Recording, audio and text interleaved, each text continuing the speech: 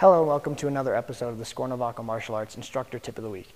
This week's video will be a bit of an extension on last week's video where we take some of our focus pads and bring you guys through some easy punching drills you guys can practice at home to develop speed, power, and keeping the guard up. So today myself and Mr. Clark will be helping you guys out with this, and we hope you enjoy it.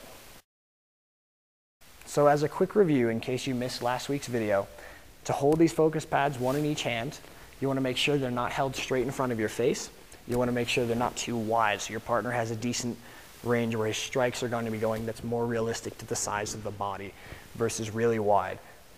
So the first drill we'll take you guys through today is a bit of a speed drill.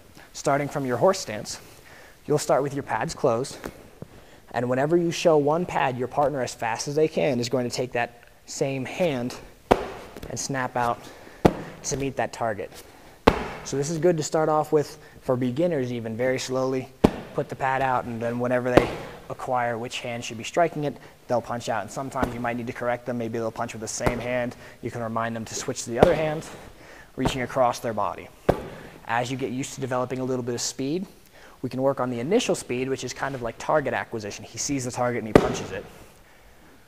And then we can heighten that even more so by then starting to slowly give the student a count between when I show him the pad and when I take it away, regardless of whether or not he's punched. So you can start with a 3, 2, 1, which makes it pretty easy. Just 3, 2, 1, he manages to get it. We can try that a few times. Then we'll go down to 2. 1, 2, and he got it again. So we'll go to 1, 1, 1, 1. You can start to really challenge your students that way. If you need to go more than 3, that's fine. If you just want to go out and back as quick as you can because the 1's too easy for them.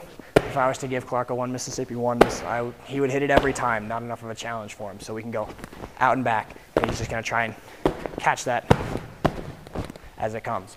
We can do the same thing from a neutral bow. Since the front hand is generally more of the speed hand, normally it's good to start with that hand. However, just because the backhand focuses more on power through body mechanics doesn't mean it shouldn't be fast. So we can do the same thing here, where he's turning his body and making sure he's getting that speed.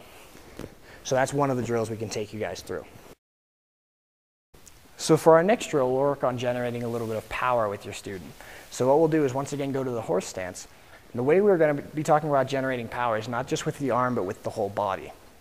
So what we'll do is you're actually going to hold your pad across your partner's body from the punching hand you would like them to use. And what they're going to do is turn their whole body so they align their arm, their hip, and their foot, and their shoulder with the target, and then we'll turn to the other side.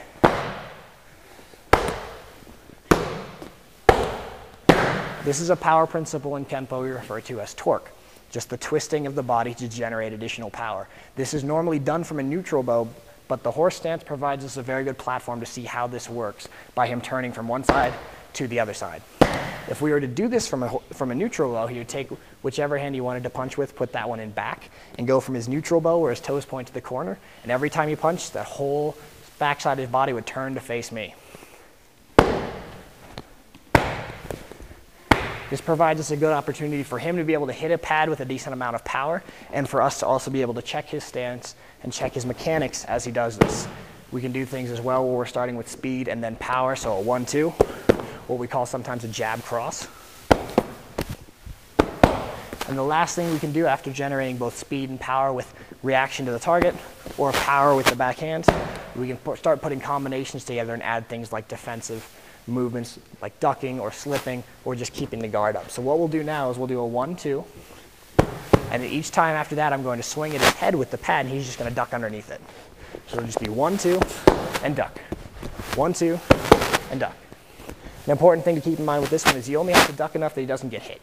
So if he's ducking all the way to this squatting on the ground, he's going too low. There's too much wasted motion there. So just 1, 2, just enough.